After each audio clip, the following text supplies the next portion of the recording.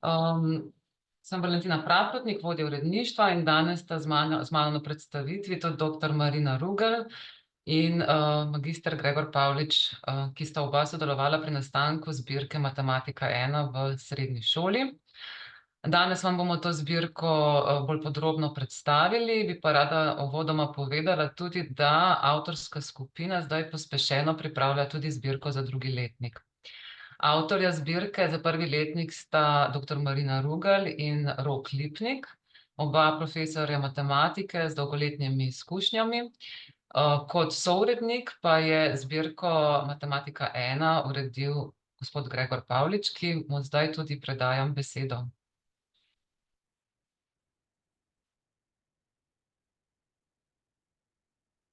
Gregor, samo mikrofon prosim še vklopite.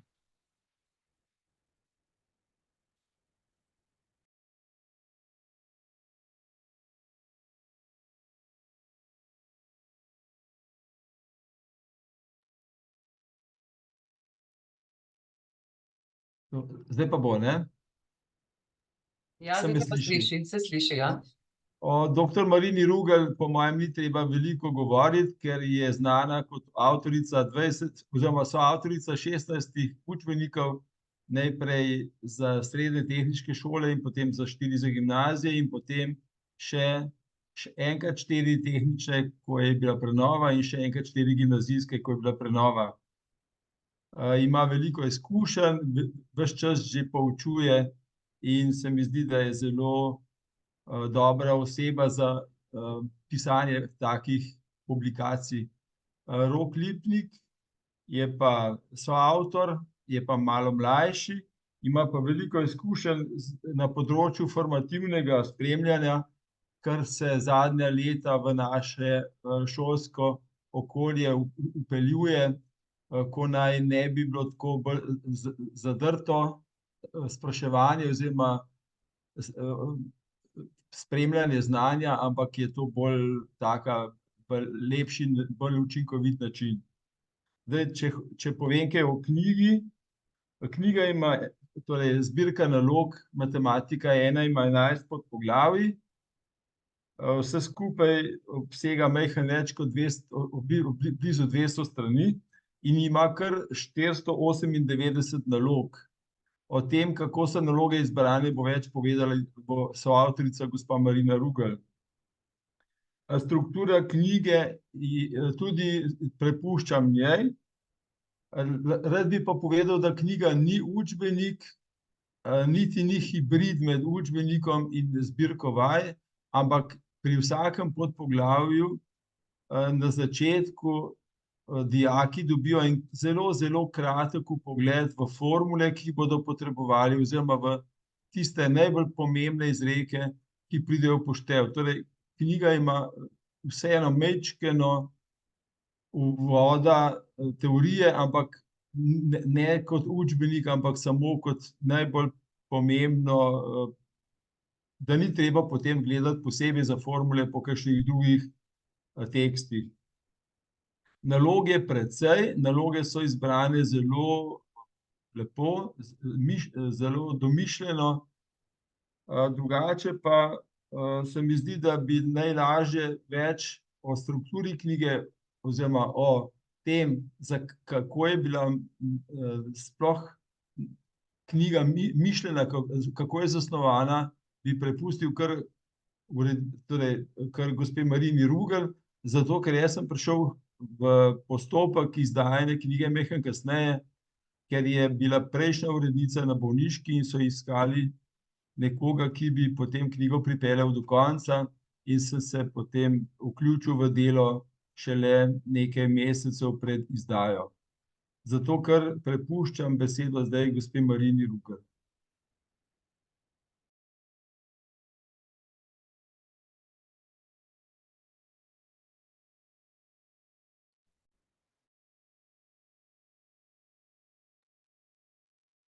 Gospa Marina, a lahko vklopite zvok še?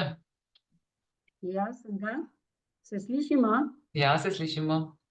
Ja, zdaj bom jaz delila tale moj PowerPoint, upam, mi boste povedali, če se bo dobro videlo. No. Kaj zdaj?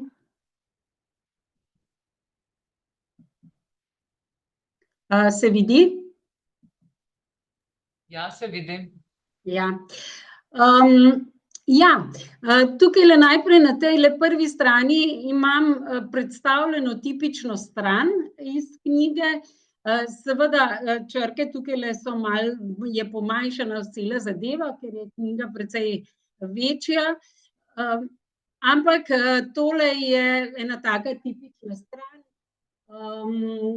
ki jo bom zdaj razdelala in bom šla po posameznih segmentih skozi, da bomo videli malo bolj natančno, kaj in kako. Torej, se bom potem vrnila še enkrat na to tipično stran, samo toliko, da dobite en občutek, kaj pravzaprav boste lahko v tej zbirki našli. Torej, na začetku, kot je že kolega Gregor povedal, je ena kratka teoretična predstavitev, in sicer osnovne formule, recimo za računanje s potencami, te znana pravila za računanje s potencami. Na kratko, brez kakšne hude razlage, ampak samo toliko, da se lahko učenci vrnejo, če pri nalogah potrebujejo tovrstno znanje. Marina, se opravičujem, ker motim, ampak mi vidimo še drugi slajd, komu je zbirka namenjena. Verjetno ste pa že naprej, a ne? Še zdajle? A zdaj je v redu? Ja, Je? zdaj se pa vidi, ja. Aha, no, tole je ta teorija, ne, računanje s potencami, kar sem govorila, torej samo formule in pa res tisto najbolj osnovna teorija, brez kakšne razlage, ker to, kot je že kolega Gregor rekel, to ni učbenik, so pa formule, izreki osnovni in take stvari so pripravljene, zato da se dijak lahko vrne, ko rešuje. Zdaj me zanima, sem šla na naslednji slajd, vidite, da je? Ja, sledijo vaje. Ja, sledijo vaje. No, tole je zdaj na začetku, uštevilčene so po vrsti, tukajle je pač naslednja stran, 4. naloga, kjer so vaje, in sicer ABCD, na desni strani pa lahko vidite zgled, namreč zgled je tak, kot so potem vaje na levi strani. Namreč kaj je mišljeno? Da dijak, ko izbere oziroma gre recimo, ne vem, izpostavi skupni faktor pod to točko A, ne zna te naloge rešiti in gre pogledat zgled na desni strani. Zgled je razložen, tako da lahko korak za korakom, step by step pride do rešitve in potem se vrne nazaj in rešuje te naloge. Zgledi so ponavadi malenkost težji oziroma najbolj enostaven, recimo v pri A primeru mora izpostaviti x plus 1, potem ko pri zgledu pa imamo primer, ko ima A minus B pa B minus A, ko mora še pač minus 1 izpostaviti, da potem lahko ta izpostavi. Tako da zgled vedno nakazuje, kako se ta naloga reši. Trudili smo se, da je pri vsaki nalogi več primerov, ki so si zelo, zelo podobni. Namreč vemo, da nek dijak se želi naučiti matematiko oziroma se želi naučiti pripraviti za test, za maturo ali za karkoli pač že, mora narediti veliko vaj, enakih vaj, zato da utrdi to znanje, ne, in zato smo dali pod isto nalogo zelo podobne primere. Na prvem primeru si pomaga z zgledom, potem drugi primer pa poskuša sam rešiti in s tretjim, četrtim, petim primerom potem to znanje utrdi. Da gre več enakih nalog in pa rešitve ima takoj spodaj, ker vemo, da so danes dijaki precej, vsaj nekateri, precej leni, ne gredo niti v rešitve pogledati, kakšna je rešitev, da bi se prepričal, da je nalogo pravilno rešil. Zato imamo rešitve kar tukaj spodaj, da takoj dobi potrditev, ali je prišel do prave rešitve ali ne. Potem je spet en sklop, kjer izpostavlja tele potence, ne. Potem je pa 6. naloga, kjer pa je že zahtevnejša in zato je označena naloga z barvo, kar pomeni, da je nekoliko težja. Namreč vemo, da na različnih šolah se zahteva različno in tukaj potem učitelj lahko presodi, ali ta naloga za njegove dijake pride v poštev ali ne.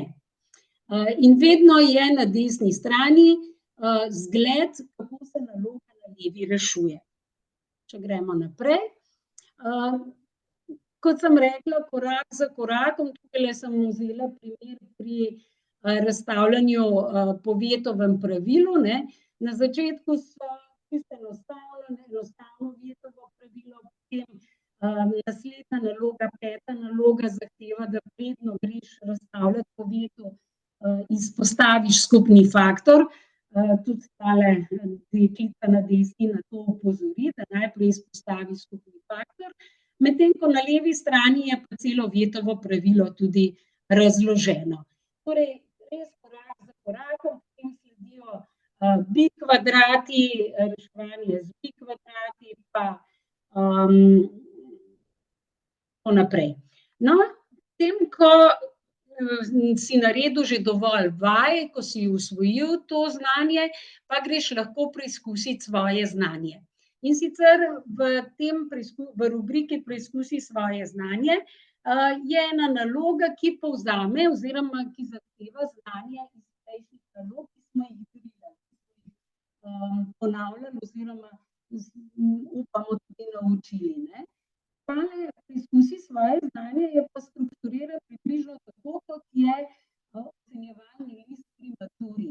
In sicer najprej gleda, ali zna recimo prvi tale dvočlenik M-2/3, ne, torej kopiranje dvočlenika, in ali sem to prav skopiral, imam tukajle rešeno, in če sem, si tukaj naredim kljukico, torej kopirati dvočlenik znam. Potem kvadrirati binom, znam, ne znam.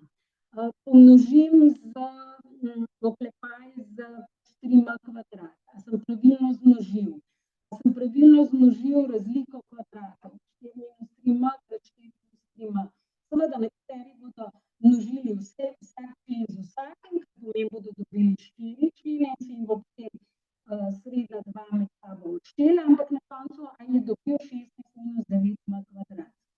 Potem kvadriranje tričlenika, ga znam, ga ne znam. A sem upošteval, vemo, da zelo radi tukaj spredaj pred razliko kvadratov je minus, a sem upošteval tisti minus, a sem najprej tisto razliko kvadratov Gospa Marina, še malo bi vas zmotila, na trenutke vas je malce slabše slišati, mogoče ali imate kaj čez mikrofon, samo preverite. Ne. Če se malo usmerite proti mikrofonu, no, saj mislim, da bo. Ja, bom poskusila, Hvala. ampak nisem kaj. Ja, hvala. Ja. Torej, minus pred oklepajem, če sem ga upošteval, in potem, če znam še sešteti podobne člene med sabo in pridem do pravilnega rezultata. Torej, mišljeno je, da dijak nalogo v prvi vrstici prepiše, jo rešuje, na koncu prekontrolira, in če je dobil tukajle same kljukice na koncu, pomeni, da ta tip naloge obvlada, da je naučil se, kar smo želeli v tem poglavju se naučiti, in gre lahko z delom naprej. Če kljukice manjkajo, če na primer ni znal kvadrirati tročlenika, potem se vrne na nalogo, kjer mora kvadrirati tročlenik in mora to snov še usvojiti. Tej rubriki Preizkusi svoje znanje pa sledijo še rubrika Še malo povadi, kjer pa so naloge mešanega tipa in potem lahko še dodatno utrjuje in se preizkusi v svojem znanju. Rešitve, kot sem rekla, sledijo vedno na koncu naloge, tako da lahko sproti preverja, ali je nalogo pravilno rešil ali ne. Danes vemo, da kakšne enostavne Naloge lahko seveda preveri z fotomatom, to so otroci, dijaki zelo radi, imajo telefon pri sebi, ampak ker jih potem telefon zavede, da še kaj drugega delajo razen fotomata, smo se odločili, da pri vseh nalogah so spodaj rešitve, seveda pa fotomat ne zna tekstnih nalog, uporabnih nalog reševati, zato tam bodo pa rešitve še posebej dobrodošle.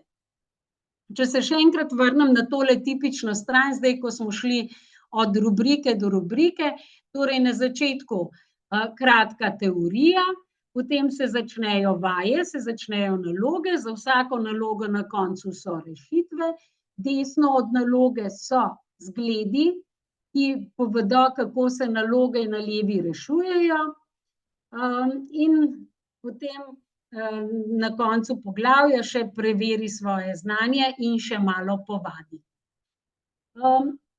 Seveda je pa včasih težava, če se vrnem tukajle nazaj, včasih težava, da vidijo dijaki, da so prišli do napačne rešitve, pa ne vedo, kako priti do prave rešitve. Torej, predvsem recimo pri kakšnih tekstnih nalogah je pač tekst, na koncu pa dobiti bi moral tak rezultat, tak odgovor, pa tega ni dobil. Zato je pri vsakem poglavju še ena QR koda, takole zgoraj, kjer jo lahko kliknejo in dobijo razširjene rešitve, rešitve z razlagami. Recimo tukajle sem vzela en primer, ko je naloga, zdaj naloge nimam tukajle izpisane, ampak se jo boste spomnili, da imamo na dvorišču race in koze in vemo, koliko je na dvorišču glav in koliko nog hodi po dvorišču. In zdaj odgovor je, v ogradi je 15 rac in 5 koz. Kako pride do te rešitve?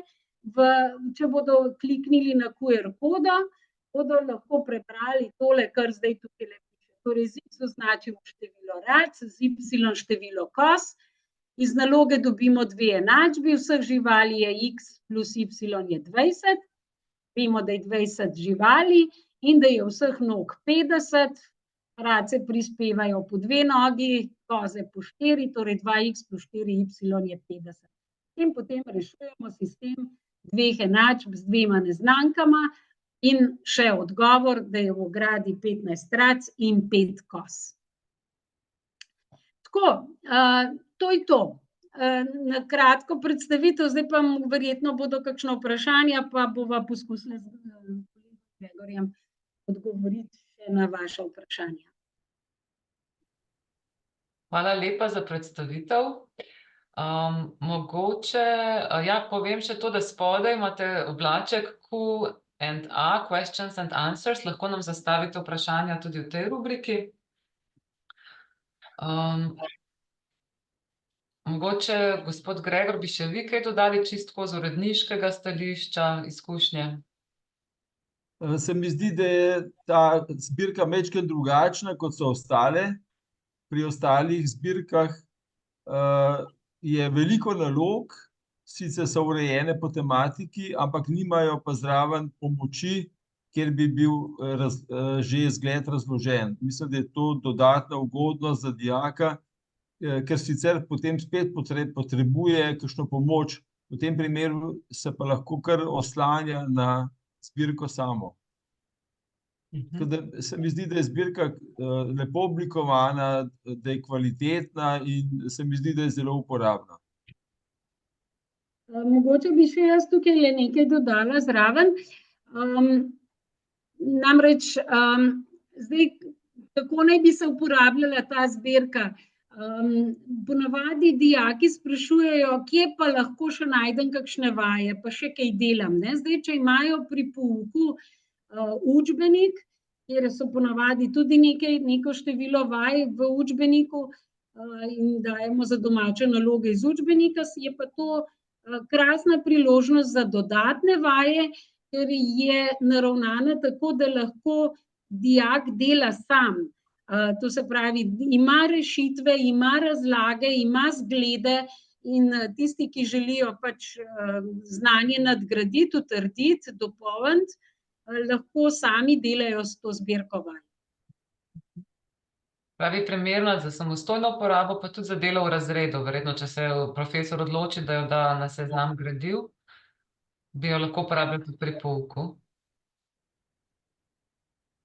Ja. Seveda jo lahko uporablja pri pouku, samo zdaj tako, potem bi moral imeti to zbirko cel razred in bi potem on lahko dal samostojno delo, en del šolske ure in potem bi delali dijaki sami ali pa po 2 v razredu skupaj v klopi.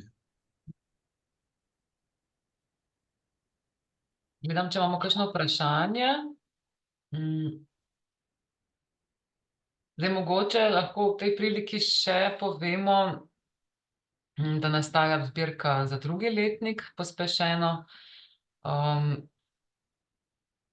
Mogoče majčkeno vsebinsko še namignemo, kako se odvija, kako poteka delo za drugi letnik. Ja, pišemo, delamo. Tokrat je Gregor se pridružil tudi kot avtor, to se pravi, smo 3 avtorji, ker je snov kar obsežna, in sicer gospod Rok Lipnik, ki smo ga že prej omenili, ki je tudi soavtor prvega dela, potem magister Gregor Pavlič in pa jaz delamo skupaj, smo si nekako razdelili poglavje, seveda pa potem beremo drug drugemu, dopolnjujemo, dodajamo, usklajujemo. Torej odločili smo se, da tisto, kar je ponavadi v drugem letniku, smo še pred eno dilemo, mislim, da bo anketa še sledila, da boste tudi vi povedali svoje mnenje, kako je z logaritmi, jih delate že v drugem letniku ali zmanjka časa in gre to v 3. letnik, tako da tukaj še nismo čisto dorekli, sicer pa tisto, kar sodi v drugi letnik, bo vse, sodi, kar je ponavadi v drugem letniku, bo vse obsegala ta zbirka od geometrije, potem kvadratne funkcije, vektorjev, kompleksna števila, potenčna funkcija, korenska, eksponentna in seveda, kot rečeno, še logaritemska, je pa še pod vprašajem, oziroma bi radi dobili povratno informacijo s strani uporabnikov. Mi se bomo na uporabnike obrnili z eno kratko anketo, prav s tem vprašanjem, da vidimo, ali vključiti že zdaj v drugi letnik ali potem še naprej v 3. to osnov. Zdaj, zaenkrat ni nobenih vprašanj. Zbirka za drugi letnik je planirana za izid novembra. Prav tako bo tudi ta imela QR-kode z rešenimi se pravi, z razlago rešitev. Tudi konceptualno ostajamo v teh okvirih, kot je pri zbirki za prvi letnik. Tako da jaz se zelo veselim, se mi zdi, da je to en tak krasen projekt, in se veselim tudi zbirke za drugi letnik, ki prihaja. Tudi avtorska skupina je krasna, z veliko izkušnjami, tudi tako zelo povezano skupaj dela. Imamo tudi novega urednika, Mitjo Vatovca, ki se nam je pridružil pred kratkim, tako da se boste tudi z njim lahko profesorji spoznali na naslednjih seminarjih. Mitja je sodeloval tudi že lansko leto, ne, on je risal vse grafe, ki smo jih mi samo skicirali, pa je kot avtorji, pa je potem Mitja jih zrisal natančen, dosleden, tako da so tudi grafi zelo lepo narisani, no. Ja. Jaz bi se oglasil sem še toliko, da sem prej pozabil povedati, da gospoda Lipnika ni z nami, ker ne more biti z nami, ker je na eni izmenjavi v tujini in se opravičuje, tako da če bi bil še on zraven, bi bila lahko potem slika majčkeno bolj popolna. Tako. Je pa zbirka vaj na voljo tudi v digitalni obliki na našem spletnem portalu Učim.te. Se pravi, ena pot do te razlage rešitev je prek skeniranja QR-kod, druga pot je pa digitalna različica, listalnik na spletnem portalu Učim.te, kjer je pa preko ikonic lahko dostopate do teh razloženih rešitev. če ni nobenih posebnih vprašanj, bi vas jaz povabila tudi, če si želite gradivo še bolj podrobno ogledati, pa ga še niste uspeli, niste še dobili svojega izvoda, da se obrnete na našo promocijsko službo. Tudi tukaj v chatu je napisan kontakt, učbenik@mladinska-knjiga.si. In se bomo seveda odzvali, vam prišli predstaviti zbirko za prvi letnik, pa tudi potem naprej, ko bo išla zbirka za drugi letnik. Vabili vas bomo tudi naprej na naše predstavitve v živo, pa na webinarje, tako da za vsa vprašanja smo vam vse skozi na voljo. Jaz bi se še enkrat zahvalila obema za to krasno predstavitev. In vam, profesorjem, profesoricam, pa za udeležbo. Želim vam še naprej uspešno delo in se vidimo spet kmalu. Lep pozdrav. Nasvidenje.